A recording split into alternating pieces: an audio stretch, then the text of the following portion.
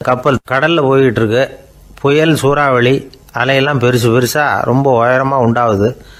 கடுமையான காற்றிலேயும் வேகமான அலைகள்லேயும் சிக்கி அந்த கப்பல் தடுமாறுது. திசை மாறி போச்சு. எந்த பக்கம் போயிட்டு இருக்கிறோம்னே தெரியல. அந்த கப்பலை செலுத்திக்கிட்டு இருந்த மாலுமி ரொம்ப சாமர்த்தியமாக செயல்பட்டார். தன்னுடைய அறிவாற்றலையும் திறமையையும் முழுமையாக பயன்படுத்தினார். அந்த கப்பலை கட்டுப்படுத்தினார். மெதுவாக அந்த சூறாவளியிலிருந்து கப்பலை காப்பாற்றி கரைக்கு கொண்டுட்டு வந்து சேர்த்துட்டார். மாலுமின்னு ஒருத்தர் இருந்ததுனால அந்த மரக்கலம் காப்பாற்றப்பட்டது. மாலுமின்னு ஒருத்தர் இல்லைன்னு வச்சுக்கோங்க, அந்த கப்பலோட கதி என்னவா இருக்கும் யோசிச்சு பாருங்க. ஒரு கோபக்காரனுடைய நிலைமையும் அப்படித்தானா. கோபக்காரன்கிறவன் ஒரு மாலுமி இல்லாத மரக்கலம் அப்படிங்கிறார் நபிகள் நாயகம். கொந்தளிக்கிற கடல்ல கொடுமையான அலைகளின் உச்சியில் அல்லல் படுகிற மரக்கலத்தை விட மோசமானது கோபக்காரனின் நிலைமை அப்படிங்கிறது அவருடைய கருத்து. அது மாதிரி இதுன்னு சொல்லல, அதை விட மோசம் இது அப்படிங்கிறார். ஏன் தெரியுமா? ஒரு கப்பல் கடல்ல தடுமாறினா அதை சரிப்படுத்த மாலுமி இருக்கிறார். அவர் தன்னுடைய சாமர்த்தியத்தினால அதை கட்டுப்படுத்தி சரியான வழிக்கு கொண்டுட்டு வந்துடுவார். ஆனால் கோபக்காரனுடைய நிலைமை அப்படி இல்லை அப்படிங்கிறார் நபிகள் நாயகம். மனித மனம் ஒரு மரக்கலம், அறிவு அதில் இருக்கிற மாலுமி. மாலுமி மரக்கலத்தை செலுத்துறான், அவனுக்கு கட்டுப்பட்டு அது ஓடுது. ஆனால் கோபக்காரனுங்கிற மனுஷங்கிட்ட அறிவுங்கிற மாலுமி சரியாக வேலை செய்ய மாட்டான். ஏன்னா கோபம் அந்த மாலுமியின் கண்களை அவிச்சிரும், காதுகளை கேட்காம பண்ணிவிடும். கண்ணையும் காதையும் மூடிவிட்டு கப்பலை ஓட்டுனா எப்படி ஓட்டுறது?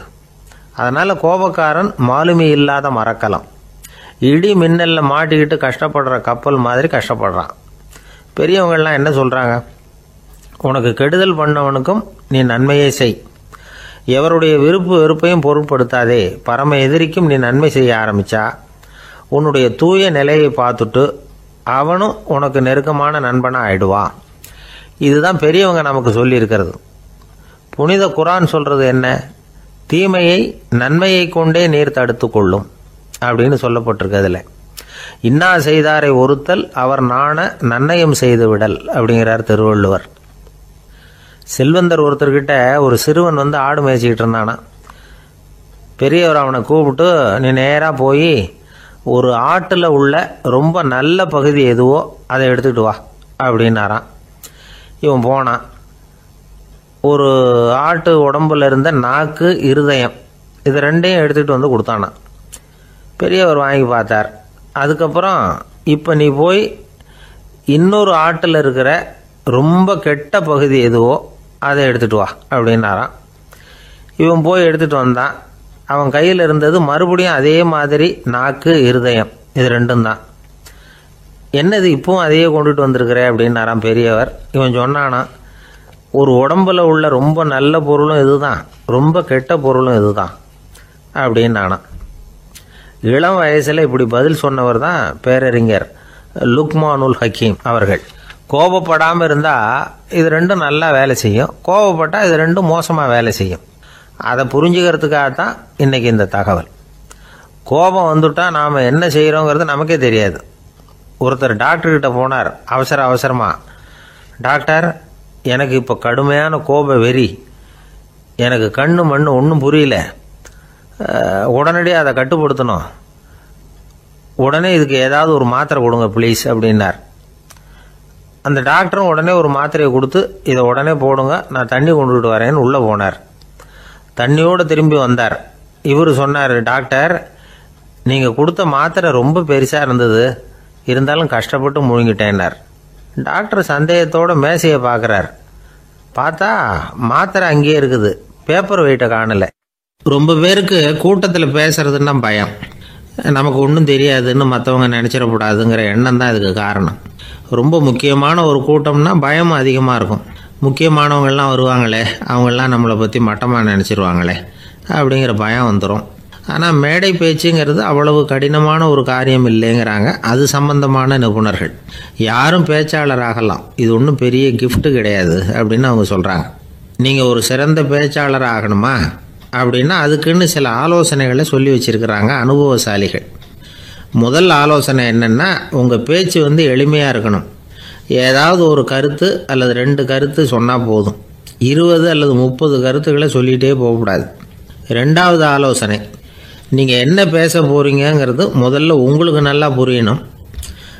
அதுக்கப்புறம் தான் அதை அடுத்தவங்களுக்கு புரிய வைக்க முடியும். எப்படி ஆரம்பிக்க போகிறோம், எந்த கருத்தை முக்கியமாக வலியுறுத்த போகிறோம், எப்படி முடிக்க போகிறோம் அப்படிங்கிறத முதல்ல நல்லா சிந்தித்து மனசில் வச்சுக்கணும். கடைசியாக என்ன சொல்கிறீங்களோ அதுதான் கேட்குறவங்க மனசில் நிற்கும். மூணாவது ஆலோசனை என்னென்னா, உங்கள் பேச்சு சுருக்கமாக இருக்கணும். ஒரு 15 நிமிஷம் பேசுகிறது ரொம்ப பொருத்தம். மணிக்கணக்கில் பேசிக்கிட்டு இருக்கிறது நல்லதில்லை. நாலாவது ஆலோசனை, நீங்கள் பேசுகிறது உண்மையாக இருக்கணும். உங்களுக்கு உண்மையான அனுபவங்கள் இருக்கும், அதை சொல்லலாம். உங்களுடைய உண்மையான அனுபவங்களை மற்றவங்களோட பகிர்ந்துக்கணும், அதுதான் முக்கியம். ஐந்தாவது ஆலோசனை, ஆரம்பத்தில் கொஞ்ச நேரம் உங்களை பற்றியும் எதிரில் உள்ளவங்களை பற்றியும் சம்பந்தப்படுத்தி ஏதாவது பேசி ஒரு நெருக்கத்தை ஏற்படுத்திக்கணும். ஒவ்வொருத்தரும் இப்போ இவர் பேச போகிறது நம்ம சம்மந்தப்பட்டது அப்படின்னு நினைக்க ஆரம்பிச்சிருவாங்கல்ல, அதுக்கப்புறம் அவங்க கேட்க தயாராகிட்டாங்கன்னு அர்த்தம். எதிரில் உட்காந்துருக்கிற கூட்டத்திலிருந்து 3 பேரை தேர்ந்தெடுங்க. அதாவது வலது பக்கம் ஒருத்தர், நடுவில் ஒருத்தர், இடது பக்கம் ஒருத்தர். அதாவது உங்களை ரொம்ப கனிவாகவும் ஆர்வமாகவும் பார்க்குறவராக பார்த்து தேர்ந்தெடுத்துங்க மனசுக்குள்ளே. நீங்கள் பேசும்பொழுது என்ன பண்ணணும்னா, இவங்களை நேருக்கு நேராக மாறி மாறி பார்த்துக்கிட்டே பேசுனீங்கன்னா நீங்கள் ஏதோ ஒட்டுமொத்த கூட்டத்தையும் பார்த்து பேசுகிறதாக ஒரு உணர்வு அது ஏற்படுத்திவிடும். ஆறாவது ஆலோசனை என்னென்னா, சொற்பொழிவுன்னா நீங்கள் பேசணும், படிக்கக்கூடாது. எழுதி படிக்கிறது நல்லா இருக்காது. குறிப்புகள் வேணும்னா வச்சுக்கலாம். படிக்கிறது பேப்பர்லேருந்து வர்றது மாதிரி இருக்கும், பேசுறது இதயத்திலேருந்து வர்றது மாதிரி இருக்கும். அப்புறம் ஏழாவது ஆலோசனை சொல்கிறாங்க. அது என்னென்னா, மேடையில் ஏறி நின்ன உடனே இயல்பாக மூச்சை இழுத்து விட்டுங்க, இயல்பு நிலைக்கு வாங்க, அதுக்கப்புறம் இயல்பாக பேச ஆரம்பிக்கலாம் அப்படிங்கிறாங்க. இவ்வளவும் பேச்சு கலையில் வல்லுநர்களாக இருக்கிறவங்க சொல்லுகிற ஆலோசனைகள். இதையெல்லாம் கடைபிடிச்சா நமக்கும் அதுக்கும் வெகு தூரம்னு நினச்சிக்கிட்டு இருந்த ஒன்று இப்போ கிட்டத்தில் நெருங்கி வந்துடும். நாம் சொல்கிறபடியெல்லாம் அது கேட்கும். ஒரு பேச்சாளர், அவருக்கு சுருக்கமாகவே பேச தெரியாது. மேடையில் ஏற்றி விட்டுவிட்டா போதும், ஆரம்பிச்சிருவார், நிறுத்த மாட்டார், பேசிக்கிட்டே இருப்பார். ஒரு தடவை அவர் ஒரு கூட்டத்தில் ரொம்ப நேரம் பேசிக்கிட்டே இருக்கிறார். எதிரில் பொறுமை இழந்த ஒருத்தர் தன்னுடைய கை கடிகாரத்தை காட்டினார். அதை கவனித்த பேச்சாளர், மன்னிக்கணும், கை கடிகாரம் நான் கொண்டுகிட்டு வர மறந்துட்டேன், அதுதான் நேரம் போனதே தெரியல அப்படின்னு சொல்லியிருக்கிறார். இதுக்கு அவர் சொன்னாராம் கோபமாக, ஏய்யா கடிகாரத்தை தான் பார்க்க முடியல, மறந்துட்டேன், பக்கத்தில் மாட்டிருக்கிற கேலண்டரையாவது பார்க்கக்கூடாதா அப்படின்னாராம். ஒரு ஊரில் ஒரு சித்தர் இருந்தார், சூஃபி சித்தர். அவர் ஞானம் பெற்ற ஒரு சித்தர். ஒரு நாள் அந்த நாட்டு மன்னன் அவரை பார்க்கறதுக்காக வந்தான். என்ன வேணும் உனக்குன்னு கேட்டார். நான் கடவுளை பார்க்கணும், அதுக்கு நீங்கள் தான் உதவி பண்ணணும் அப்படின்னா அவன். சித்தர் கொஞ்சம் யோசனை பண்ணார். சரி, போயிட்டு நாளைக்கு வாடினார். அதே மாதிரி மன்னன் போயிட்டு அடுத்த நாள் வந்தான்.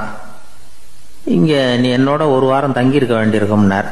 சரின்னா ஒரு பிச்சை பாத்திரத்தை தூக்கி கையில் கொடுத்தார்.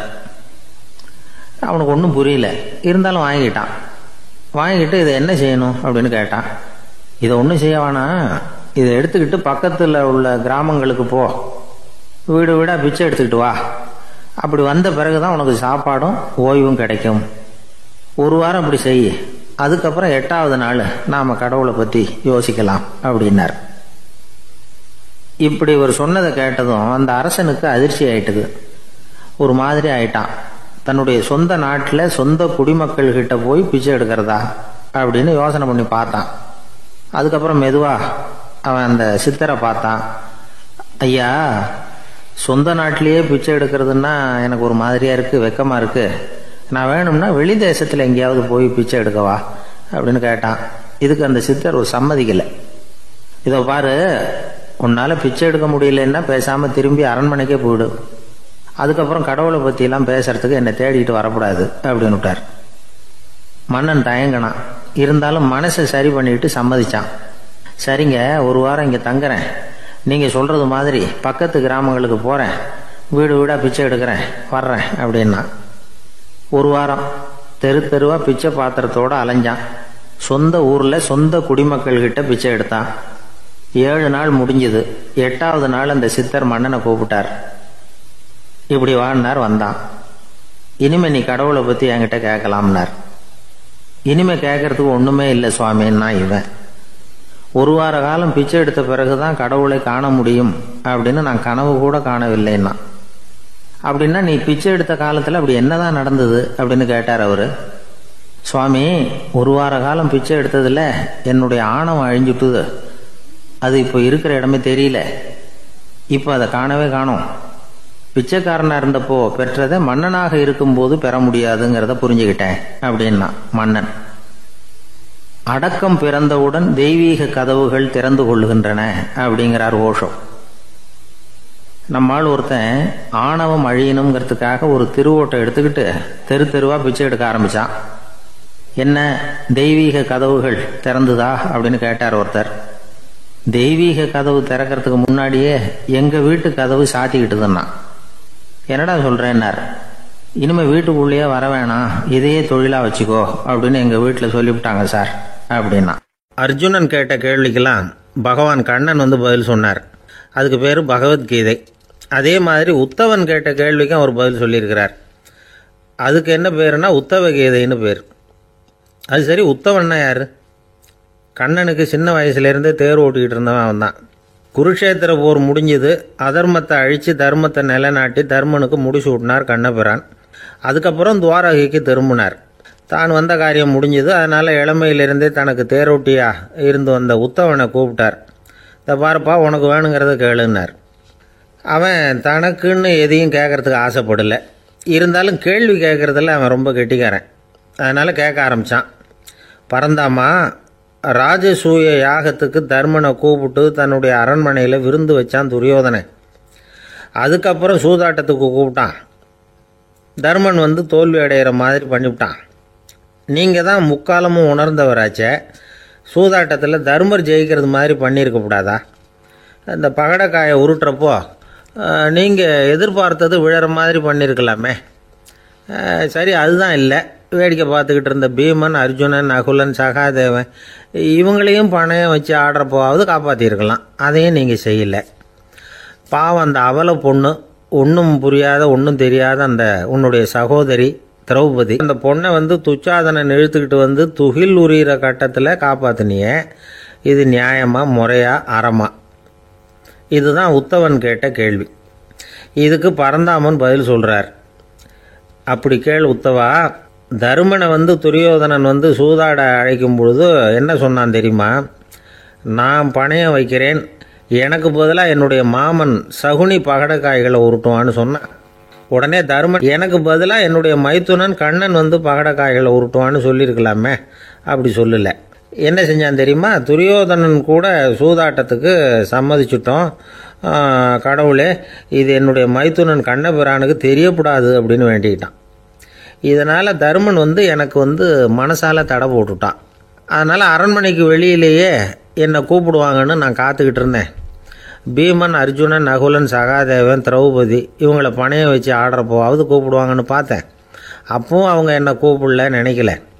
திரௌபதியை வந்து துச்சாதனன் கூந்தலை பிடிச்சி இழுக்கிறான். அப்போ கூட அவள் தன்னுடைய உடல் பலத்தால் தடுக்கிறதுக்கு முயற்சி பண்ணாலே தவிர என்ன நினைக்கல.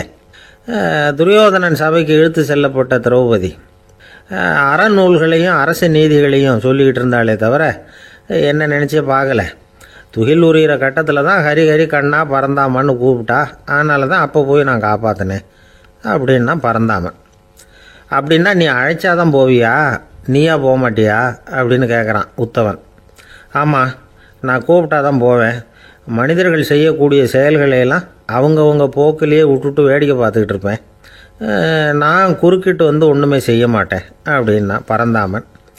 மனுஷன் தவறு பண்ணுனா திருத்த மாட்டியா, சும்மா பார்த்துக்கிட்டு தான் உட்காந்துருப்பியா அப்படின்னு கேட்குறான் உத்தவன். நான் மனுஷனுடைய உள்ளத்தில் இருக்கிறப்போ என் எதிரில் மனுஷன் தவறு பண்ண மாட்டான் அப்படின்னு ஆனால் கண்ணன். அதாவது யார் நினைக்கிறாங்களோ அவங்க உள்ளத்துலலாம் அவன் இருக்கிறான். அப்படி இருக்கிறப்போ தவறு செய்ய மனுஷன் அஞ்சுவான். இதுதான் உத்தவ கீதைங்கிறது. இந்த காலத்துலேயும் சில பேர் பகவான் மாதிரி அடுத்தவங்க கஷ்டப்படுறத வேடிக்கை பார்த்துக்கிட்டு இருக்கிறது உண்டு. அன்றைக்கி அப்படித்தான். நடுத்தெருவில் ஒரு திருடனை பிடிச்சி எல்லாரும் சேர்ந்து அடிச்சுக்கிட்டு இருக்கிறாங்க. ஒரு ஆள் மட்டும் தள்ளி நின்று அதை வேடிக்கை பார்த்துக்கிட்டு இருக்கான். பார்த்துக்கிட்டு சிரிச்சுக்கிட்டு இருக்கிறான். என்ன சார் இது, பாவம் அந்த ஆளை போட்டு அப்படி அடிக்கிறாங்களே அப்படின்னும். அடிக்கட்டும் சார், அவன் அடி வாங்க வேண்டிய ஆள் தான் அப்படின்னா அவன். ஏன் சார் அப்படி சொல்கிறீங்க அப்படின்னு கேட்டோம். பின்ன என்ன சார், நான் ஒருத்தர் பையில் இருந்த பர்ஸை எடுக்கிறதுக்கு முயற்சி பண்ணிக்கிட்டு இருந்தேன். அதுக்குள்ளே அவன் முந்திக்கிட்டு அப்வேஸ் பண்ணிவிட்டான். பர்ஸை அவன் எடுத்துட்டான். பார்க்கறதுன்னா எடுக்கிறது அவனா? என்ன சார் நியாயம் இது?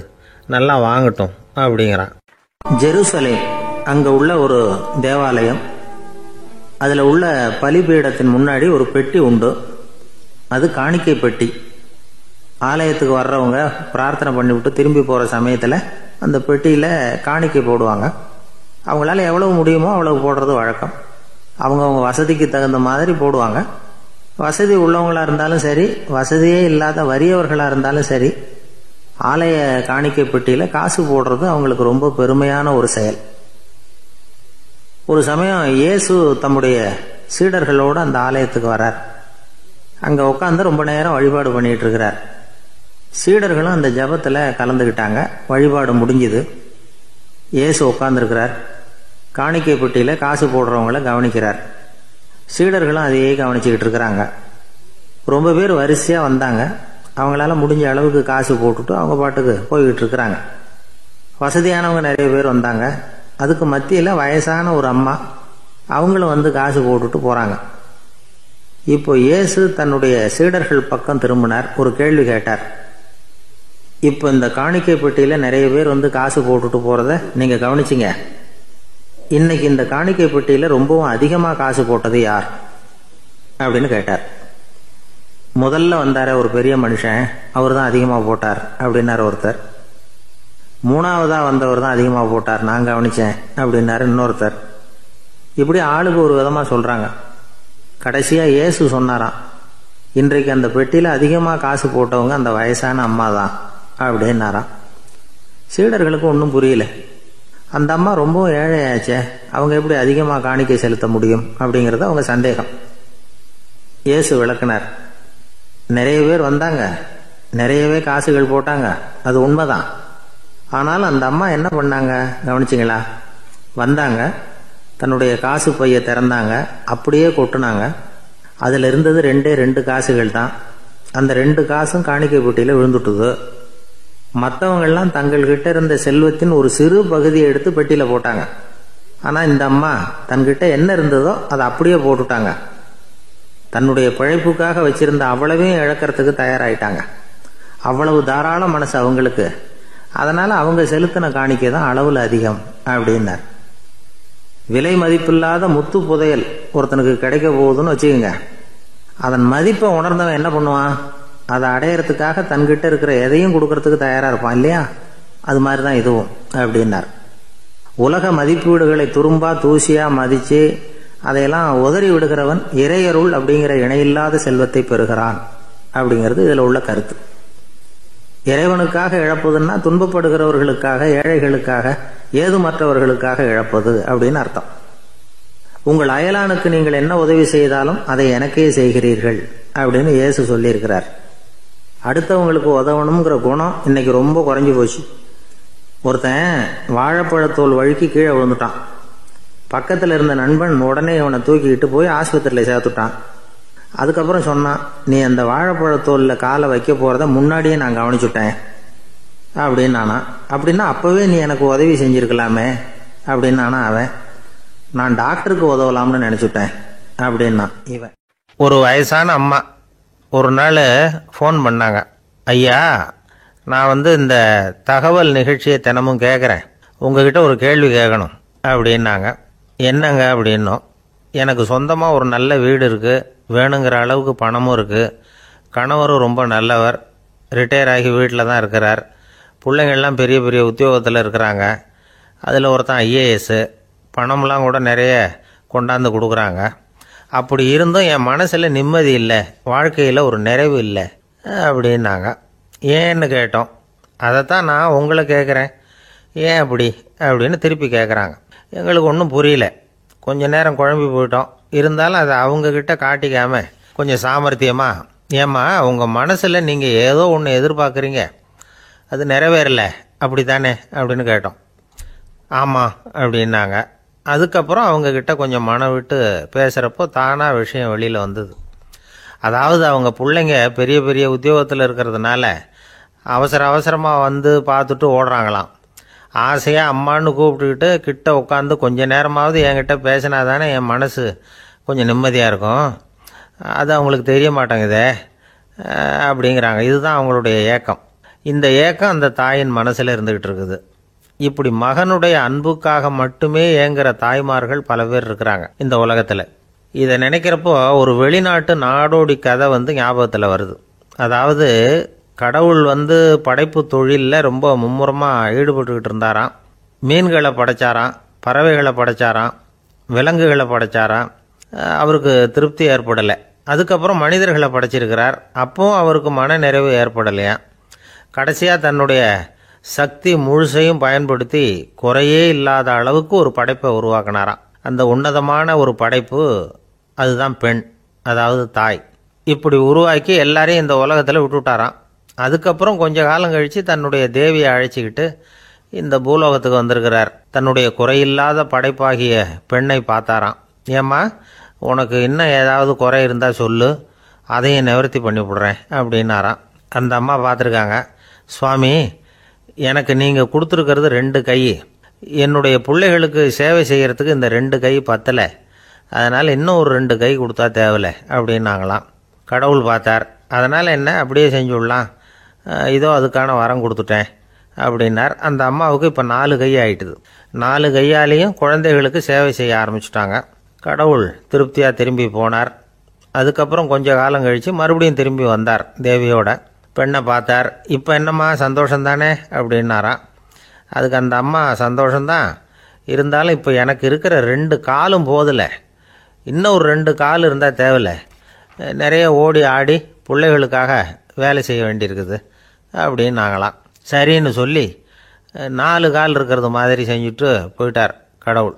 மறுபடியும் கொஞ்ச நாள் கழித்து தேவி சொன்னாங்க கடவுள்கிட்ட, நீங்கள் என்ன தான் முயற்சி பண்ணினாலும் முழுமையான ஒரு படைப்பை உங்களால் உருவாக்க முடியாது, அப்படி தான் நான் நினைக்கிறேன் அப்படின்னாங்களாம். அப்படியா சொல்கிறேன், வா அந்த பொண்ணை பார்த்துட்டு வருவோம் அப்படின்னு புறப்பட்டு இங்கே வந்தாங்களாம். இங்கே பார்த்தா 4 கால் 4 கையோடு அந்த பொண்ணு ஒரு செவுத்தில் சாஞ்சி உட்காந்து அழுதுகிட்டு இருக்குது.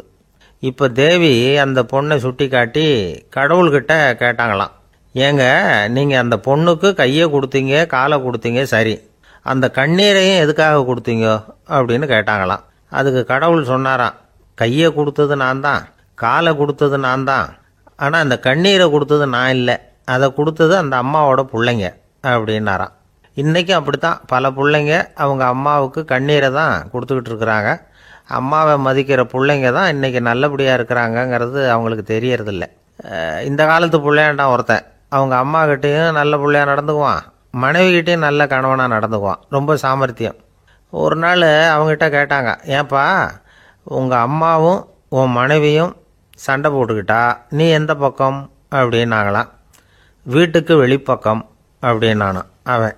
அங்கே ஒரு புதர் தெரியுது இல்லையா, இந்த புதருக்குள்ளே ஒரு சிங்கம் இருக்குது, அந்த பக்கமாக நான் போகிறப்போ வர்றப்போலாம் அது என்கிட்ட வம்பு வளர்க்குது, தகராறு செய்யுது, என் மேலே பாயுது, என்னை தாக்குது, ஏன்னு தெரியல அப்படின்னுது. இதை கேட்டதும் அந்த குரங்கு சொல்லிச்சு, இனிமேல் கவலைப்படாத, இந்த தடவை நான் உன்னை காப்பாற்றுறேன்னுது.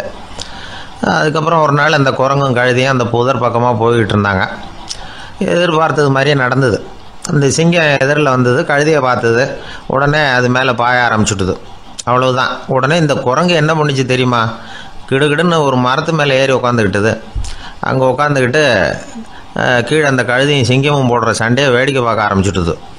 கொஞ்ச நேரம் கழித்து அடிபட்ட காயத்தோடு அந்த கழுதை மெதுவாக நடந்து வந்தது.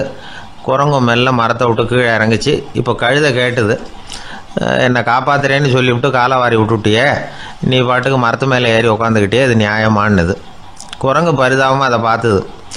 நான் மரத்து மேலே இருந்து நீங்கள் 2 பேரும் சண்டை போட்டதை பார்த்துக்கிட்டு தான் இருந்தேன், உன்னோட சத்தம் தான் அதிகமாக இருந்தது, அது நீ சிரிக்கிற மாதிரி எனக்கு கேட்டுது, அதனால் நீ தான் ஜெயிச்சுக்கிட்டு இருக்க போல இருக்கு அப்படின்னு நினச்சிவிட்டேன்னுது. இன்றைக்கி பல பேர் இப்படி தான் இருக்கிறாங்களாம். யார் ஜெயிக்கிறாங்க யார் தோக்குறாங்கங்கிறத முகத்தை பார்த்து கூட கண்டுபிடிக்க முடியறதில்ல, பேசுகிற பேச்சை வச்சு கூட கண்டுபிடிக்க முடியறதில்ல. தோற்கிறவங்க கூட சிரிக்கிற மாதிரி முகத்தை வச்சுக்கிறான். இன்றைய மனிதர்கள்கிட்ட ஏகப்பட்ட முரண்பாடுகள். பொய் முகங்களோட உலவுகிறவர்கள் தான் அதிகம். உண்மை முகம் எங்கே இருக்குது அப்படிங்கிறத புரிஞ்சுக்கிட்டு நண்பர்களை தேர்ந்தெடுக்கணும் அப்படிங்கிறது ஒரு முக்கியமான கருத்து. கடவுள் இந்த உலகத்தை படைச்சு விட்டு அதுக்கப்புறமும் கொஞ்ச நாள் இங்கேயே தங்கியிருந்தாராம். அப்போ தான் அவருக்கு ஒரு உண்மை புரிஞ்சுதான், இந்த உலகத்தில் தங்கி இருக்கிறது எவ்வளவு இடைஞ்சல்னு. தினமும் மனிதர்கள் தேடி வந்து ஏதாவது புகார் சொல்லிக்கிட்டே இருந்தாங்களாம். எனக்கு அது வேணும் இது வேணும்னு கேட்டுக்கிட்டே இருந்தாங்களாம். சில பேர் வந்தாங்க, நாங்கள் வந்து விவசாயம் பண்ணுறோம், தண்ணி இல்லாமல் பயிர் காயுது, எங்களுக்கு மழை வேணும் அப்படின்னாங்க. அவங்க போனதும் அதுக்கப்புறம் சில பேர் வந்தாங்க, நாங்கள் வந்து மண்பானை செய்கிறவங்க, நிறைய பானை செஞ்சு வச்சுருக்குறோம், மழை பெஞ்சால் எல்லாம் கரைஞ்சி வீணாக போயிடும், அதனால் இன்றைக்கி மழை பெய்யக்கூடாதுன்னாங்க. கடவுள் பார்த்தார், அவருக்கு என்ன பண்ணுறதுன்னே தெரியல, ஏகப்பட்ட குழப்பம், தலையை பிச்சுக்கலாம் போல் இருந்தது, கிட்டத்தட்ட பைத்தியம் பிடிக்கிற அளவுக்கு ஆயிட்டுது. எல்லாருடைய ஆசைகளையும் அவரால் நிறைவேற்ற முடியல, ஏன்னா ஒன்றுக்கு ஒன்று முரண்பாடாக இருந்தது. ஒரு நாள் தன்னுடைய அமைச்சரவையை கூட்டி ஆலோசனை கேட்டார். என்ன செய்யலாம்னு சொல்லுங்கன்னார். இது என்ன பிரமாதம், பேசாமல் இமயமலை அடிவாரத்தில் போய் உட்காந்துங்க, யாரும் தொந்தரவு பண்ண மாட்டாங்கன்னாங்க. அங்கேயும் மனிதர்கள் வர ஆரம்பிச்சுருவாங்களேன்னார் கடவுள். சரி அப்படின்னா சந்திரனில் போயிருந்துக்கலாமேன்னாங்க. அங்கேயும் மனுஷன் குடி வர போகிறான் அப்படின்னார் கடவுள். வெகு தூரத்துக்கு அப்பால் உள்ள நட்சத்திர மண்டலத்துக்கு போயிடலான்னாங்க. இதெல்லாம் நிரந்தர தீர்வாகாது, நிரந்தரமாக இந்த மனிதனுடைய தொல்லையிலேருந்து நான் விடுபடணும், அதுக்கு ஏதாவது வழி சொல்லுங்கன்னார் கடவுள். ஒரு வயசான ஆள் வந்தார். கடவுளுக்கு காதோட காதாக ஒரு வழியை சொன்னார். கடவுளுக்கு முகம் மலர்ந்தது. அதுதான் சரி, அப்படியே செஞ்சுடலான்னார். அந்த ஆள் சொன்ன ரகசியம் என்ன தெரியுமா? மனிதனால் அடைய முடியாத ஒரு இடம் இருக்குது, அது வேறு எங்கேயும் இல்லை, அவனுக்கு உள்ளே இருக்குது, அங்கே போய் மறைஞ்சிங்க, அதுக்கப்புறம் மனிதர்களால் உங்களுக்கு தொந்தரவு இருக்காதுன்னார். மனிதன் நினைக்காத இடம் அதுதான். அதாவது உள்ளுக்குள்ளே இருக்கிற உண்மையை புரிஞ்சிக்காம வெளியில் எங்கேயோ அது இருக்கிறதாக நினச்சி வரட்டிக்கிட்டு அலையிறான் மனுஷன். உள்ளே இருக்கிற உண்மை புரிஞ்சால் நாம் தன்னம்பிக்கையோடு தலை நிமிர்ந்து வாழலாம். வேடிக்கையாக ஒரு கதை சொல்லுவாங்க, இதை பாருங்கள், நம்ம பையன் எங்கே பணம் வச்சாலும் எடுத்து விட்றான், என்ன பண்ணுறதுன்னாங்க அம்மா. அப்பா கொஞ்சம் நேரம் யோசனை பண்ணார். அதுக்கப்புறம் சொன்னார், அவன் கண்ணில் படாத இடமா நம்ம வீட்டில் இருக்கிறது ஒரே இடம் தான், அங்கே பணத்தை வை திருட்டு போவாதுன்னார். அது எந்த இடம்னு கேட்டாங்க. அதுதான் அவன் பாட புஸ்தகம், அதில் வச்சிரு, அவன் தொடவே மாட்டான், பாட புத்தகத்தை தொடாமல் பரீட்சையில் வெற்றி பெற முடியாது அப்படிங்கிறத புரிஞ்சுக்கணும். உள்ளே இருக்கிற உண்மையை தொடாமல் வாழ்க்கையில் வெற்றி பெற முடியாது. அதனால் உண்மையை புரிஞ்சுக்கிட்டால் வாழ்க்கையில் வெற்றி நிச்சயம். சாலை ஓரமாக அழுதுகிட்டு உட்காந்துருந்தான். பிச்சை எடுத்து சாப்பிட்ற ஒருத்தன் அந்த பக்கமாக வந்தான். இவனை பார்த்தான். ஏன் அழுதுகிட்டு உட்காந்துருக்கிற, என்னாச்சு உனக்கு அப்படின்னு கேட்டான். அதுக்கு இவன் சொன்னான், என்கிட்ட ஒன்றுமே இல்லை, நான் இந்த உலகத்தில் இருந்து என்ன பிரயோஜனம், அதனால தான் அழுதுகிட்டு இருக்கிறேன் அப்படின்னா. உன்கிட்ட மறைஞ்சிருக்கிற புதையல் என் கண்ணுக்கு நல்லா தெரியுது, அது உனக்கு புரியல, அதனால தான் அழுதுகிட்டு இருக்கிற அப்படின்னா. என்னது, புதையல் இருக்குதா, உன் கண்ணுக்கு தெரியுதா அப்படின்னு கேட்டான். ஆமாம், எனக்கு தெரியுது, அந்த புதையலை நீ விற்கிறதுக்கு தயாராக இருக்கிறியா அப்படின்னு கேட்டான் இவன். இதை கேட்டதும் அந்த இளைஞனுக்கு ரொம்ப ஆச்சரியமாக போச்சு. என்னது இப்படி கேட்குறானே அப்படின்னு. என்கிட்ட ஒரு காசு கூட இல்லையே, அப்படி இருக்கிறப்போ புதையல் எங்கேருந்து வந்தது அப்படின்னா. இந்த நேரத்தில் அந்த பிச்சைக்காரன் சிரித்தான்.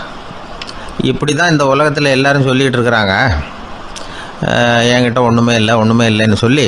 ஆனால் அவங்கக்கிட்ட தான் புதையல் இருக்குது, நீ வேணும்னா என் கூட வா, நம்ம நாட்டு அரசர்கிட்ட போவோம், உங்ககிட்ட இருக்கிற புதையலை அவர் நல்ல விலைக்கு எடுத்துக்குவார் அப்படின்னா. அது எப்படி உனக்கு தெரியும்னா, இதுக்கு முன்னாடியும் இது மாதிரி பல பேரை நான் ராஜா கிட்ட அழைச்சிட்டு போயிருக்கிறேன், அதனால தான் உன்னை பார்த்தேன், உன்னையும் கூப்பிட்றேன், நீ சரின்னு சொன்னால் உன்னை அழைச்சிட்டு போகிறேன், உங்ககிட்ட இருக்கிற புதையலை அவர் நல்ல விலை கொடுத்து எடுத்துக்குவார் அப்படின்னு சொன்னான். இவன் இப்படி சொல்கிறது அந்த இளைஞனுக்கு ஒன்றுமே புரியல.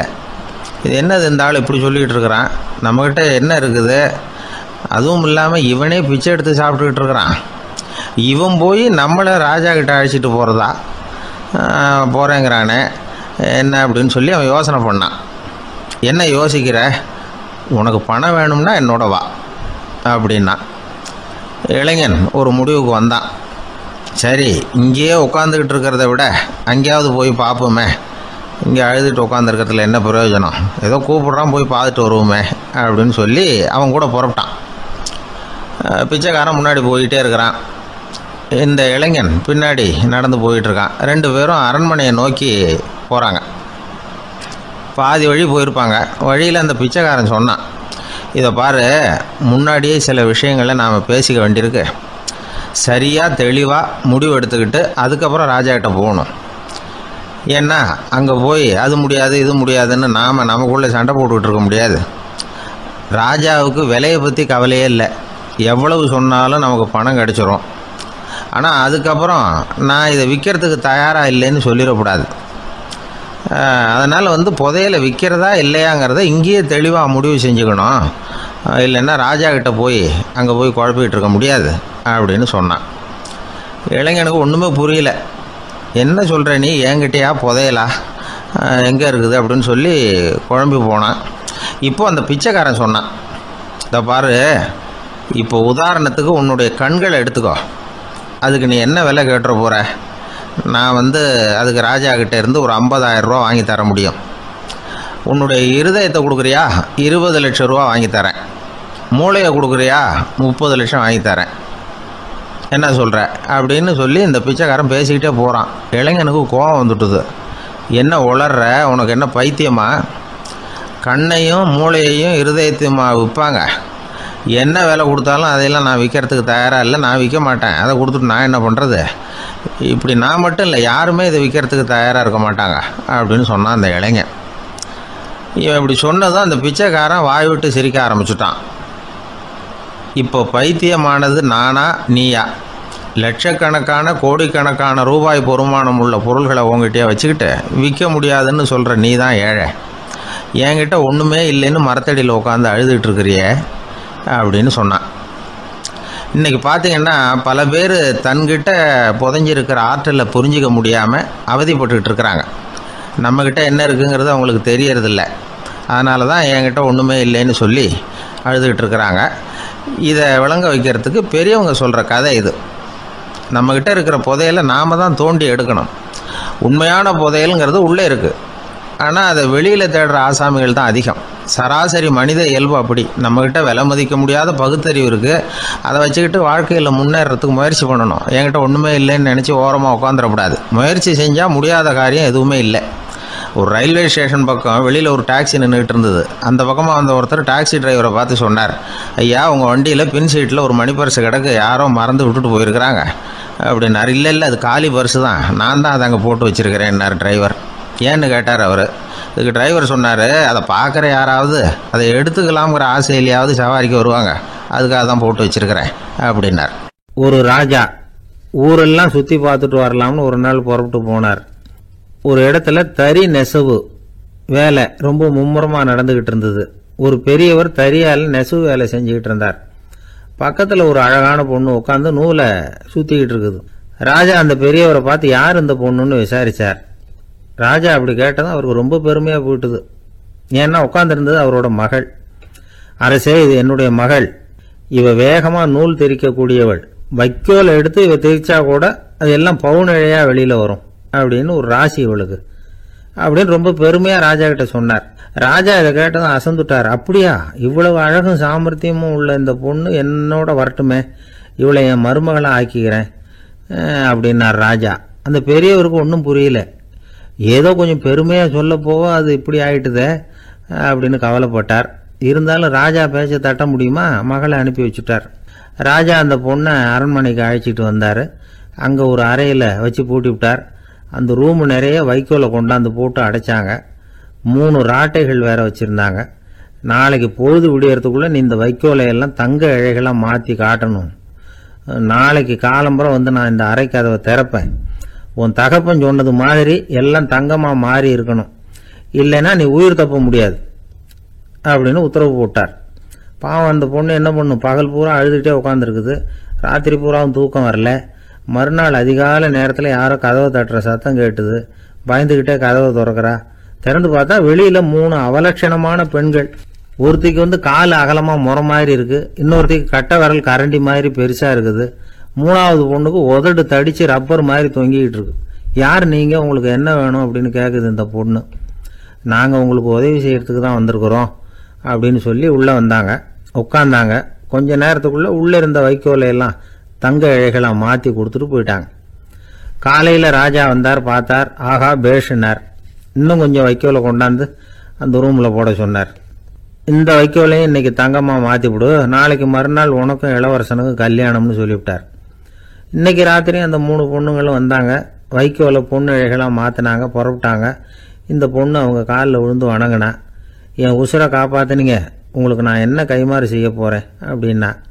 பயப்படாத, நீ விரும்பினா எங்களுக்கு ஒரு உதவி செய்யலாம். உன்னுடைய கல்யாணத்துக்கு நாங்கள் 3 பேரும் வரோம்.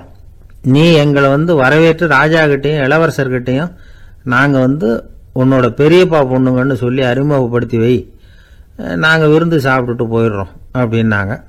ரொம்பவும் சந்தோஷமாக சரின்னு ஒத்துக்கிட்டா. கல்யாண நாள் வந்தது. கல்யாணம் ரொம்ப கோலாகலமாக நடந்துக்கிட்டு இருக்கு. எல்லா தேசத்து ராஜா ராணிகளும் வந்துக்கிட்டு இருக்கிறாங்க. அந்த 3 அவலட்சணமான பொண்ணுங்களும் சேர்ந்தாங்க. யார் இவங்கன்னு கேட்டார் ராஜா. என் பெரியப்பா பொண்ணுங்க அப்படின்னா அந்த பொண்ணு. காலும் உதடும் கட்டை விரலும் ஏன் இப்படி உங்களுக்கு அவலட்சணம் ஆயிட்டுது அப்படின்னு கேட்டார். அதுக்கு அந்த பொண்ணுங்க பதில் சொன்னாங்க. என்ன செய்யறது, ஓயாமல் வைக்கோலை நூற்று ஒருத்தியோட கட்டை விரல் அப்படி கரண்டி மாதிரி ஆயிட்டுது. நாக்கில் தொட்டு தொட்டு திரிச்சதுனால ஒருத்தியோட உதடு அப்படி ஆயிட்டுது. காலால் கட்டையை அழுத்தி அழுத்தி தறி போட்டதுனால இன்னொருத்தையோட கால் அப்படி ஆயிட்டுது. உங்கள் மருமகளாக வந்திருக்கிற இந்த பொண்ணு அந்த 3ஐயுமே செய்ய தெரிஞ்சவ தான். என்ன ஆக போதும் இன்னும் கொஞ்ச நாளில் அப்படின்னாங்க. அவ்வளவுதான். ராஜா பயந்துட்டார். அம்மா, இன்னையிலேருந்து நீ இளவரசனின் மனைவி. நீ எப்பவும் அழகாக இருக்கணும். அதனால் நீ இனிமேல் வைக்கோலை திரிக்கவே கூடாது அப்படின்னு உத்தரவு போட்டார். அவளை இக்கட்டான சூழ்நிலையிலிருந்து காப்பாற்றின அந்த 3 பொண்ணுங்களும் சந்தோஷமாக திரும்பி போயிட்டாங்களாம். சுவாமி சின்மயானந்தர் இந்த கதையை சொல்லியிருக்கிறார். தன்னலம் மறந்து சுயலாபத்தை தியாகம் செய்கிறது வைக்கோல்ல இருந்து தங்க இழைய நூக்கிறது மாதிரி அப்படிங்கிறார் அவர். அது இருக்கட்டும், இப்ப நம்ம கதைக்கு வருவோம். ஒரு ராஜா தன்னோட மகனுக்கு சுயவரம் நடத்தினார். எல்லா தேசத்திலிருந்தும் ராஜகுமாரர்கள் வந்திருந்தாங்க. ராஜகுமாரியை கல்யாணம் பண்ணிக்கலாம்ங்கிற ஆசையில் சுயம்பர மண்டபத்திலிருந்து எல்லா ராஜகுமாரர்களும் அலறி அடிச்சுக்கிட்டு வெளியில் ஓடி வந்துகிட்டு இருக்கிறாங்களாம். ஏன் இப்படி எல்லாரும் மிரண்டு போய் ஓடி வர்றாங்கன்னு கேட்டார் ஒருத்தர். அதுக்கு இன்னொருத்தர் விவரம் சொன்னார். ராஜகுமாரியை இன்னைக்கு தான் அவங்க நேரில் பார்த்தாங்களாம், அதுதான் அப்படி ஓடி வந்துகிட்டு இருக்கிறாங்க அப்படின்னார். காசி மாநகரத்தை பிரம்மதத்தன் அப்படிங்கிற ராஜா ஆட்சி பண்ணிட்டு வந்தார். அவர் ஒவ்வொரு வருஷமும் ஒரு திருவிழா நடத்துறது வழக்கம். எல்லா தேசத்திலிருந்தும் எல்லா வகையான ஜனங்களும் அதில் கலந்துக்குவாங்க. ஒரு சமயம் அது மாதிரி விழா நடந்துகிட்டு இருந்தது. வைகுண்டத்திலிருந்து தேவலோகத்திலிருந்து நிறைய தேவகுமாரர்கள்லாம் காசி நகருக்கு அப்போ வந்திருந்தாங்க. அதில் முக்கியமாக ஒரு 4 தேவகுமாரர்கள். அந்த 4 பேரையும் சுற்றி ஏகப்பட்ட கூட்டம். அப்படி என்ன விசேஷம் அவங்கக்கிட்ட அப்படின்னா, மற்றவங்களை விட அவங்க முகம் அழகாக இருந்ததா அப்படி பார்த்தா அப்படியும் இல்லை. அவங்க அணிஞ்சிருந்த மலர் மாலைகள் தான் அதுக்கு காரணமா. அந்த மலர்கள்லேருந்து அப்படி ஒரு அபூர்வமான நறுமணம். இதுக்கு முன்னாடி இப்படி ஒரு நறுமணத்தை அந்த ஊர் ஜனங்க அனுபவிச்சதே இல்லை. அதுதான் அந்த 4 பேரையும் சுற்றி கூட்டம். எல்லாரும் கேள்வி கேட்க ஆரம்பித்தாங்க. உடனே அந்த 4 தேவகுமாரர்களும் எல்லாருக்கும் தெரியும்படியாக வானத்தில் எழும்பி கொஞ்சம் உயரமாக நின்றுக்கிட்டாங்க. கீழே நின்றுக்கிட்டு இருந்த அரசன்லேருந்து ஆண்டி வரைக்கும் ஒருத்தர் பாக்கி இல்லாமல் ஒரே குரலில் எல்லாரும் அவங்கள பார்த்து, எங்களுக்கும் இது மாதிரி மாலையை போட்டுக்கணும்னு ஆசையாக இருக்குது, அதுக்கு நீங்கள் தான் அருள் பண்ணணும் அப்படின்னு கேட்டுக்கிட்டாங்க. மாலை போட்டுக்கிறதுனா எல்லாருக்கும் ஆசையாக தானே இருக்கும். அந்த 4 தேவகுமாரர்களில் ஒருத்தர் புத்தர் பிரான். அவர் சொன்னார், பூலோகவாசிகளே, நான் சொல்கிறத கொஞ்சம் பொறுமையாக கேளுங்க. கக்காரு அப்படிங்கிற கற்பக விருஷத்தின் மலர்களால் தொடுக்கப்பட்டது இந்த மாலை. இதுக்கு நிறைய சக்தி உண்டு. எந்த காலமும் இது வாடாது, வாசனையும் குறையாது. ஆனால் இதை அணிந்து கொள்றதுக்கு சில தகுதிகள் தேவை அப்படின்னார். என்ன தகுதி அது சொல்லுங்களேன் அப்படின்னு ஏக காலத்தில் எல்லாரும் சத்தம் போட்டாங்க. தீய இயல்புகள் உள்ளவங்க, இழிந்த சிந்தனை இழிந்த செயல் உள்ளவங்க இந்த மாலையை அணிய முடியாது அப்படின்னார். அவ்வளோதான். கூட்டத்தில் சத்தம் போட்டவங்கள்லாம் மெதுவாக அப்படி அடங்க ஆரம்பிச்சிட்டாங்க. இன்னொரு தேவகுமாரன் சொன்னார், அடுத்தவங்க பொருளை அபகரிக்காதவன், அடுத்தவங்களுக்கு கெடுதல் பண்ணக்கூடிய பொய் பேசாதவன், பேராசையினால் கெட்ட வழியில் பொருள் ஈட்ட நினைக்காதவன் இந்த மாலையை போட்டுக்கலாம் அப்படின்னார். கூட்டத்திலிருந்து யாரும் முன்னுக்கு வரல. ஒரே ஒரு ராஜகுரு மட்டும் கொஞ்சம் முன்னாடி வந்தார். பெரியவர், படித்தவர். அவர், எனக்கு தகுதி இருக்குது அந்த மாலையை போட்டுக்கிறதுக்கு அப்படின்னார். வேற ஒன்றும் இல்லை, பொய் சொல்லியாவது அந்த மாலையை வாங்கிக்குவோமே அப்படின்னு முடிவு பண்ணிட்டார் அவர். அவ்வளோதான், மாலையை வாங்கிட்டார். அடுத்த தேவகுமாரன் பேசினார். யாருக்கு திடமான அறிவும் மனமும் இருக்குதோ, யாருக்கு நல்ல காரியங்களில் அசையாத ஈடுபாடு இருக்குதோ, நல்ல அரிய பொருள்களை தனியாக தான் மட்டும் அனுபவிக்க விரும்பாதவர் யாரோ அவர் முன்னாடி வந்து இந்த மாலையை வாங்கிக்கலாம் அப்படின்னார். அந்த தகுதியும் எனக்கு இருக்குன்னார் ராஜகுரு. மாலையை வாங்கி போட்டுக்கிட்டார். இன்னொரு ராஜகுமாரன் பேச ஆரம்பிச்சார். அறநெறியில செல்வம் சேர்க்கணும், ஆடம்பர பொருள்களுக்கு அடிமையாகக்கூடாது, வெற்றி அடைஞ்சாலும் கர்வம் வரக்கூடாது, அப்படிப்பட்டவங்க இந்த மாலையை போட்டுக்கலாம்னார். துணிஞ்சு பொய் சொல்லி அதையும் வாங்கி கழுத்துல போட்டுக்கிட்டார் இந்த ராஜகுரு. இன்னொரு ராஜகுமாரன் சொன்னார், சான்றோர்களை நிந்திக்காதவங்க, புறம் பேசாதவங்க இந்த மாலையை போட்டுக்கலாம்னார். அதையும் வாங்கி போட்டுக்கிட்டார். திருவிழா முடிஞ்சுது, எல்லாரும் திரும்பி போயிட்டாங்க. மறுநாள் ராஜகுரு 4 மாலைகளையும் போட்டுக்கிட்டு ராஜசபைக்கு வரார். வந்தவர் ரொம்ப அவஸ்தையோடு வர்றார். மாலையெல்லாம் வாடி போயிட்டுது, வாசனை எதுவும் கிடையாது. அது மட்டும் இல்லை, அவருக்கு கடுமையான தலைவலி வேற வந்துட்டுது. துடிச்சு போயிட்டார். மாலையை கழட்டவும் முடியல. ஜனங்கள்லாம் அவரை பார்த்து சிரிக்க ஆரம்பிச்சிட்டாங்க. என்னத்துக்கு ஆசைப்படணும், ஏன் இப்படி கஷ்டப்படணும் அப்படின்னு. ராஜா பார்த்தார். மறுபடியும் விழாவுக்கு ஏற்பாடு பண்ணினார். தேவகுமாரர்கள்லாம் வந்தாங்க. ராஜகுரு வந்தார். மக்கள் முன்னிலையில் அவங்க காலில் விழுந்தார், மன்னிப்பு கேட்டுக்கிட்டார். இந்த மாலையை போட்டுக்கிற தகுதி எனக்கு இல்லை. தகுதி இல்லாத ஒருத்தன் தகாத தகுதியை பொய் மூலம் பெறணும்னு ஆசைப்படுறாங்களே, அவங்களுக்கெல்லாம் என்னுடைய தண்டனை ஒரு எச்சரிக்கையாக இருக்கட்டும்னார். அதுக்கப்புறம் தேவகுமாரர்கள் அவர் கழுத்தில் இருக்கிற மாலையை கழட்டினாங்களாம். அந்த மாலைகளும் பழையபடி மனம் கொடுக்க ஆரம்பிச்சுட்டு தான். இதுலேருந்து நாம் தெரிஞ்சுக்க வேண்டியது என்னென்னா, நமக்கு தகுதி இல்லாத ஒரு கௌரவம் நம்மகிட்ட தானாக வந்தால் கூட அதை தவிர்த்து விடுறது தான் நல்லது. அதுதான் புத்திசாலித்தனம். ஒருத்தர் வந்தார். சார், எங்கள் இலக்கிய மன்ற விழாவுக்கு நீங்கள் தலைமை தாங்கணும்னார். உடனே இவர் சொன்னார், பேச்சாளர், சார், இலக்கியத்தை பற்றி பேசுகிற தகுதி எனக்கு இல்லையே அப்படின்னார். உடனே அவர் கூப்பிட வந்தவர் சொன்னார், அந்த தகுதி உங்களுக்கு இல்லைங்கிறது எங்களுக்கும் தெரியும் சார், அதனால தான் உங்களை தலைமை தாங்க கூப்பிடுறேன் அப்படின்னார். அது சரி, தலைமைன்னா அதுக்கு இவர் என்னதான் அர்த்தம் பண்ணுறாருன்னு தெரியல. ஒரு பெரிய பியானோ கலைஞர் வியன்னாவில் இருந்தார். ரொம்ப புகழ்பெற்ற இசை கலைஞர் அவர்.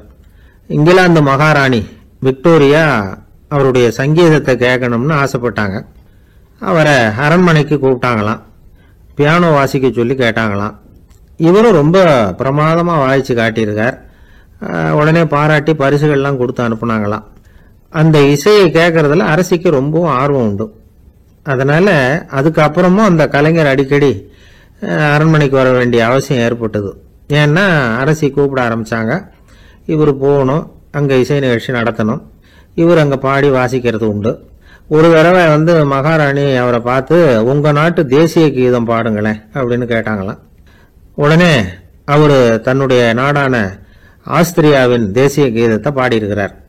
அவர் பாட ஆரம்பித்த உடனே மகாராணி எழுந்திருச்சு நின்னாங்களாம். அதுக்கு மரியாதை செலுத்துகிற நோக்கத்தோட பாட்டு முடிகிற வரைக்கும் அப்படியே நின்றுகிட்டு இருந்தாங்களாம். இதுதான் அந்த அரசியினுடைய பெருந்தன்மை. அதாவது நாட்டுப்பற்றுங்கிறது அந்த அளவுக்கு அப்படி இருக்கணும். இப்படி ஒரு அரசியே நம்ம நாட்டு தேசிய கீதத்துக்கு எழுந்திருச்சு நின்று மரியாதை செலுத்துறாங்க அப்படிங்கிறத புரிஞ்சுக்கும் பொழுது அந்த முதிய கலைஞரின் மகிழ்ச்சிக்கு அளவே இல்லையாம்.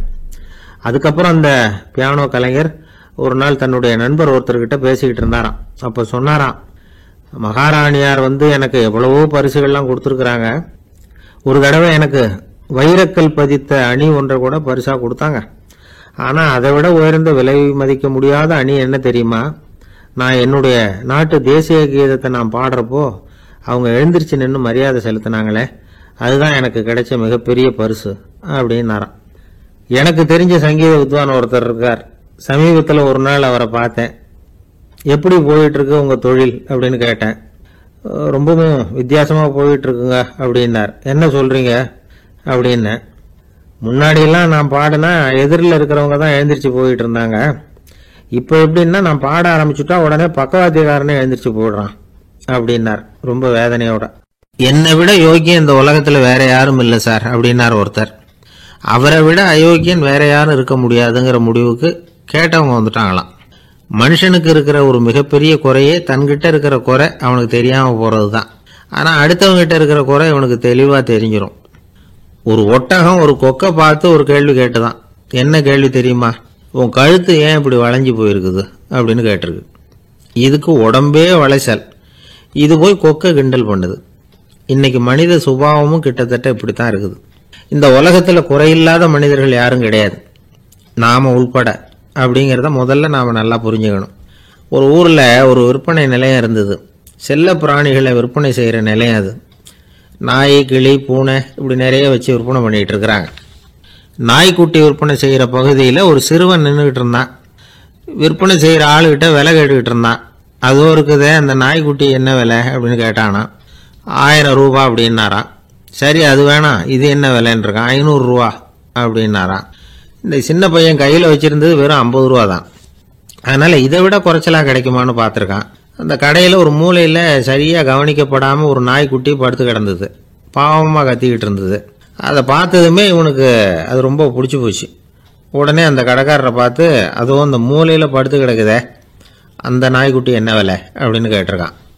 தம்பி, அது ஒரு கால் ஊனம், அதனால் அது உன்னோட குதித்து விளையாடவோ ஓடுறதோ அதால் முடியாத காரியம் அப்படின்ட்டுருக்கார் அவர். அது தெரிஞ்சுதாங்க கேட்குறேன், அதோட விலை என்ன அதை மட்டும் சொல்லுங்களேன் அப்படின்ட்டுருக்கான்.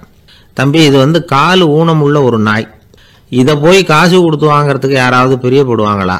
இதை நான் உனக்கு இலவசமாகவே தர்றேன், எடுத்துகிட்டு போ அப்படின்னாரான். இதை கேட்டதும் அந்த சிறுவனுக்கு கோவம் வந்துட்டு தான். நீங்கள் ஒன்றும் சும்மா கொடுக்க வேணாம், இந்தாங்க 50 ரூபா, இதை வச்சுக்கிட்டு நாய்க்குட்டியை கொடுங்க அப்படின்ட்டுருக்கான். அவருக்கு ஒன்றும் புரியல, ஆச்சரியமாக இருந்தது. சரின்னு பணத்தை வாங்கிட்டு நாய்க்குட்டியை தூக்கி கொடுத்தார். அந்த சிறுவன் அந்த நாய்க்குட்டியை 2 கையாலையும் வாங்கினா, மார்போட பிரியமாக சேர்த்து அணைச்சிக்கிட்டான். தெருவில் இறங்கி நடக்கிறான். அப்படி நடக்கும்பொழுது தான் பார்க்குறார், கடைக்காரர் ஆச்சரியமாக அவனை பார்க்குறார். அப்போ தான் அவருக்கு ஒரு விஷயம் புரியுது. அந்த சிறுவன் தெருவில் நாய்க்குட்டியை மார்போடு அணைச்சிக்கிட்டு விந்தி விந்தி நடந்து போய்கிட்டு இருக்கிறான். ஆமாம், அவனுக்கும் ஒரு கால் ஊனம். இந்த நாய்க்குட்டியை யாருமே வாங்க மாட்டாங்கன்னு நினச்சிக்கிட்டு இருந்தார். குறையுள்ள அதுக்கும் ஒரு எஜமானன் கிடைச்சுட்டான். அதனால் ஊனம் ஒரு குறை இல்லை அப்படிங்கிற உண்மையை அந்த கடைக்காரர் புரிஞ்சுக்கிட்டாராம்.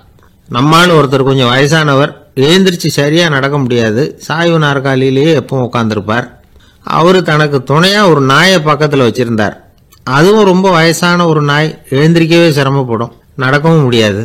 அவர் பக்கத்திலே இதுவும் சோர்ந்து போய் படுத்து கிடக்கும். அந்த பெரியவரை பார்க்க வந்த ஒருத்தர் கேட்டார், ஏங்க, ஒரு சின்ன பையனை உங்களுக்கு துணையாக வச்சுக்கப்படாதா? இந்த நாயை உங்களுக்கு பாதுகாப்பாக வச்சிருக்கிறீங்களே, உங்களுக்கு ஒரு ஆபத்துன்னா இது எப்படி உங்களுக்கு உதவ முடியும் அப்படின்னார். அப்போ அவர் சொன்னாராம், எனக்கு ஒரு ஆபத்துன்னா அந்த சமயத்தில் இந்த நாய் என்னை தனியாக விட்டுட்டு ஓடி போயிடாமல் இருக்கணும்ல, அதுக்காகத்தான் இதை நான் வச்சிருக்கிறேன் அப்படின்னாராம்.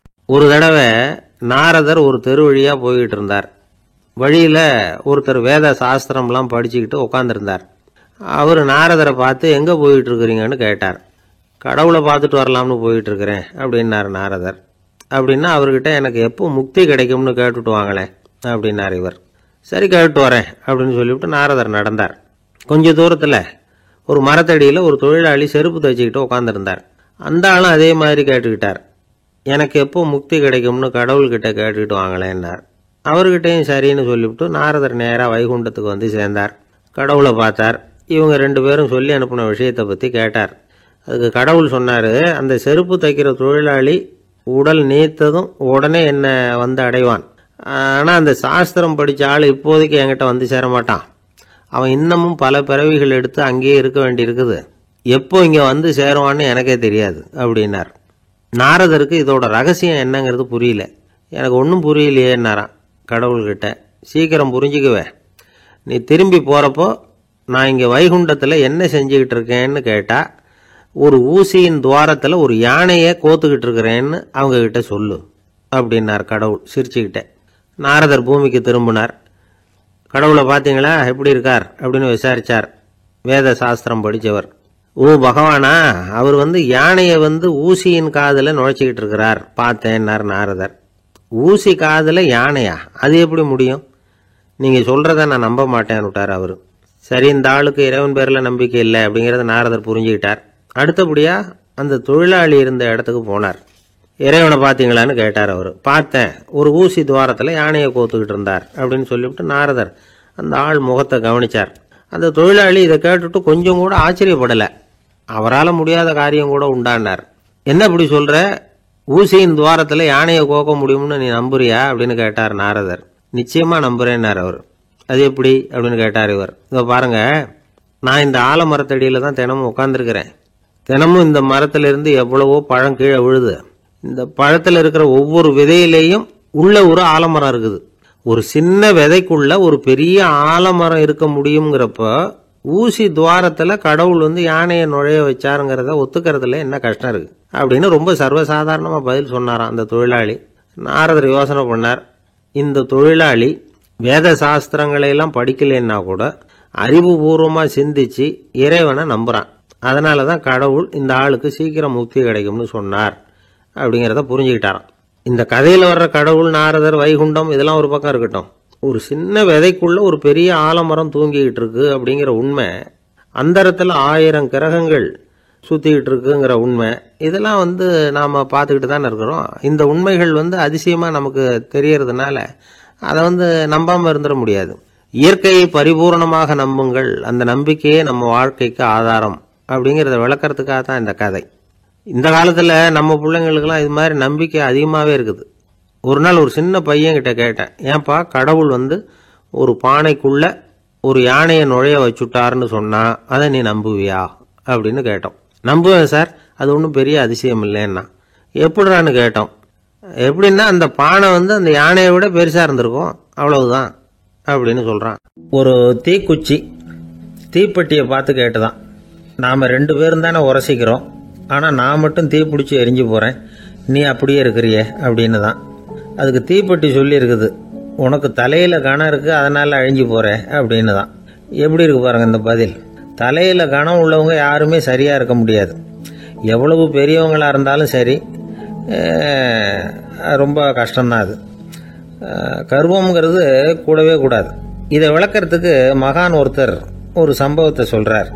அர்ஜுனன் வந்து தீர்த்த யாத்திரை பண்ணானா, அப்போ தென்னிந்தியாவுக்கு வந்திருக்கிறான். ராமேஸ்வரத்துக்கு போனப்போ அங்க இலங்கைக்கு கல்லுலாம் அடுக்கி போடப்பட்டிருந்த பாலத்தை பார்த்தானா. ஒரு சின்ன குரங்கு அதுக்கு பக்கத்துல விளையாடிட்டு இருந்திருக்கு. அதை பார்த்துட்டு அர்ஜுனன் சிரிச்சிருக்கான். ஏன் சிரிக்கிறேன்னு கேட்டிருக்கு அந்த குரங்கு. ராமன் மிகச்சிறந்த வில் வீரன், அப்படி இருக்கிறப்போ அவன் வந்து இலங்கைக்கு அம்புகளாலேயே ஒரு பாலம் கட்டியிருக்கலாம். அதை விட்டுட்டு போயும் உன்ன மாதிரி குரங்குகளை துணையா வச்சுக்கிட்டு இப்படி ஒரு கருங்கல் பாலத்தை கட்டியிருக்கிறானே அப்படின்னு நானா. அம்புகளால பாலம் கட்ட முடியுமா அப்படின்னு கேட்டுதான் குரங்கு. ஏன் முடியாது, என்னால முடியுமேன்னு இருக்கான் அர்ஜுனன். அம்பால பாலம் கட்டலாம், இருந்தாலும் என்ன மாதிரி குரங்குகள் ஏறி நடந்தா அது தாங்குமா? அதனாலதான் ராமர் வந்து கருங்கல் பாலமே கட்டினார் அப்படின்றது குரங்கு சொல்லிச்சான். அப்படியே சொல்ற, நான் வேணும்னா இப்ப அம்புகளாலேயே ஒரு பாலத்தை கட்டுறேன், நீ அது மேல ஏறி நடந்து பார். பாலம் விழுந்துட்டுதுன்னா நான் தீ மூட்டி அதுல குதிச்சு உயிர் தியாகம் பண்ணி விடுறேன் அப்படின்னு நான் ரொம்ப கோபமா. உடனே அந்த சின்ன குரங்கு பெரிய உருவம் எடுத்துட்டு தான் கையில கதையோட அர்ஜுனன் முன்னாடி நிக்கிறான் அனுமன். பார்த்தா, என்னுடைய தலைவர் ராமரியா இழிவா பேசுற, நீ இப்போ பாலம் கட்டு, நான் என்னுடைய பலத்தை காட்டுறேன் அப்படின்னு அனுமன். அர்ஜுனன் வந்து தன்னுடைய காண்டிபத்தை எடுக்கிறான், சரமாரியா அம்புகளை விடுறான்.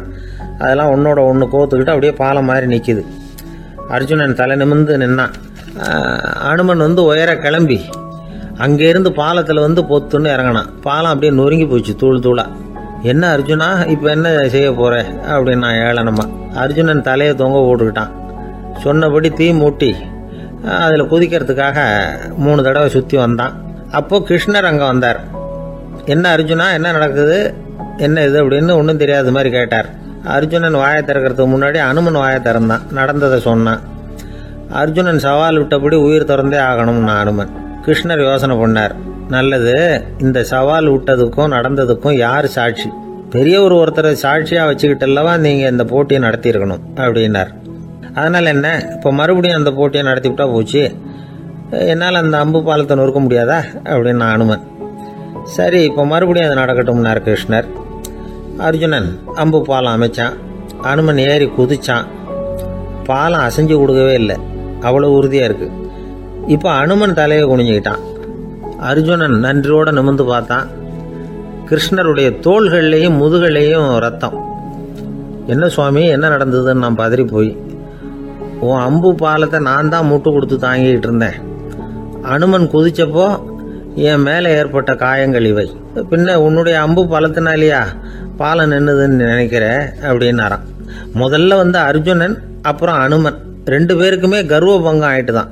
அதாவது அவங்க கிட்ட இருந்த கர்வம் போயிட்டுது. யாரா இருந்தாலும் கர்வம் கூடாதுங்கிறத இதுல இருந்து நாம புரிஞ்சுக்கணும். இந்த காலத்துல நாமெல்லாம் எந்த விஷயத்துக்கெல்லாம் கர்வப்பட்டுட்டு இருக்கோம் தெரியுமா? 2 பெண்கள் தங்களுடைய கணவன்மார்களை பத்தி ரொம்ப பெருமையா பேசிக்கிட்டாங்களாம். அதுல ஒரு அம்மா சொல்லியிருக்கு, என் வீட்டுக்காரர்கிட்ட எந்த சப்ஜெக்ட் கொடுத்தாலும் சரி அந்த விஷயத்தை பற்றி அழகாக 1 மணி நேரம் பேசுவார் அப்படின்னாங்களாம். உடனே இன்னொரு அம்மா, அது என்ன பிரமாதம், என் வீட்டுக்காரருக்கு சப்ஜெக்டே தேவையில்லை, விஷயமே இல்லாமல் நாள் பூரா பேசிக்கிட்டு இருப்பார் அப்படின்னாங்களாம். ஒரு காடு, நல்ல மரம்லாம் செழிச்சு இருந்தது. அப்படிப்பட்ட காட்டில் ஒரு சாது இருந்தார். அவர் எப்படின்னா எப்பவும் ஒரு மரத்தடியில் உட்காந்துருப்பார். ஏன்னா அவருடைய இருப்பிடமே அதுதான். அவர் என்ன பண்ணுவார், 3 கல் வச்சுருந்தார். செங்கல் மாதிரி இருக்கும், ஆனால் அதை விட கொஞ்சம் பெருசாக இருக்கும். எதுக்கு அந்த 3 கல்லுன்னா அதுதான் அவருடைய படுக்கை. அதாவது தூங்குறப்ப ஒரு கல்லை தலைக்கு கீழே வச்சுக்குவார், இன்னொரு கல்லை இடுப்புக்கு கீழே வச்சுக்குவார், இன்னொரு கல்லை காலுக்கு கீழே வச்சுக்குவார். உடம்பை அப்படியே ஒரு தகட்டால் மூடிக்குவார், அப்படியே தூங்கி போடுவார்.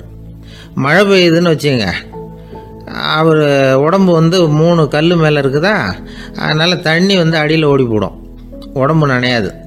மேலே தகடு இருக்கிறதுனால மழையும் உடம்புல படாது. அவர் தூக்கமும் கிடாது, நிம்மதியாக தூங்குவார். பகலில் அந்த 3 கல்லையும் ஒரு சேர ஒரு அடுப்பு மாதிரி வச்சு அது மேலே உட்காந்துக்குவார். அதனால் பாம்பு பூச்சி எதுவும் அவரை தொந்தரவு பண்ணுறதில்ல, அது பாட்டுக்கு நடந்து போயிடும். அவர் பாட்டுக்கு நிம்மதியாக இருப்பார். யாராவது எதையாவது கொண்டுகிட்டு கொடுத்தா அதை வாங்கி சாப்பிடுவார், அவ்வளவுதான். ஒரு நாள் அந்த நாட்டு அரசன் காட்டுக்கு வேட்டையாட வந்தான். அந்த வழியாக வந்தப்போ இந்த சாது படுத்துருக்கிறத பார்த்தான், பரிதாபப்பட்டான். ஐயோ பாவம், இவர் இப்படி இந்த கல் மேலே உடம்ப வச்சுக்கிட்டு தூங்குறாரு, என்ன பாடுபடுவார், இவரை நாம் அரண்மனைக்கு அழைச்சிட்டு போய் சுகமாக நிம்மதியாக இருக்கிறதுக்கு வழி செஞ்சு கொடுப்போம், அது ரொம்ப நல்லாயிருக்கும் அப்படின்னு நினச்சான்.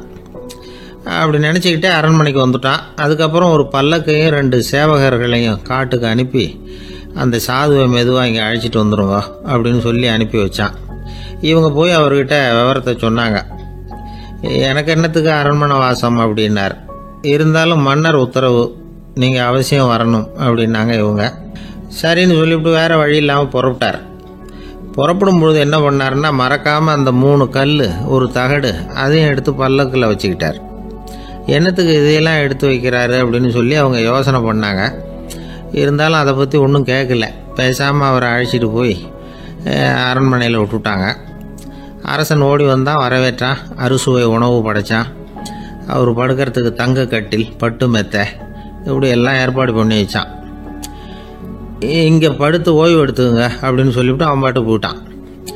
மறுநாள் காலையில் பார்க்குறான், சாது படுத்துருக்கிறார். எப்படி தெரியுமா, அந்த பட்டு மெத்தை மேலே 3 கல்லையும் வச்சு வழக்கம் போலவே அது மேலே படுத்துருக்கிறார்.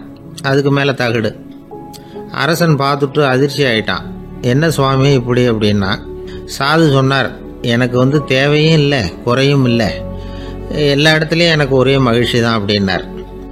மகிழ்ச்சிங்கிறது தங்க கட்டிலேயோ பட்டு மெத்தையிலேயோ இல்லை, அது மனசில் இருக்கிற ஒரு விஷயம். உண்மையான மகிழ்ச்சிக்கு வழி மனப்பக்குவம் அப்படிங்கிறது அந்த அரசனுக்கு புரிஞ்சுதான். இந்த காலத்தில் ஒரு சாமியார், அவரை தேடி ஒரு சீடன் வந்தான். என்னாச்சு தெரியுமா, சுவாமி எனக்கு நிம்மதி வேணும்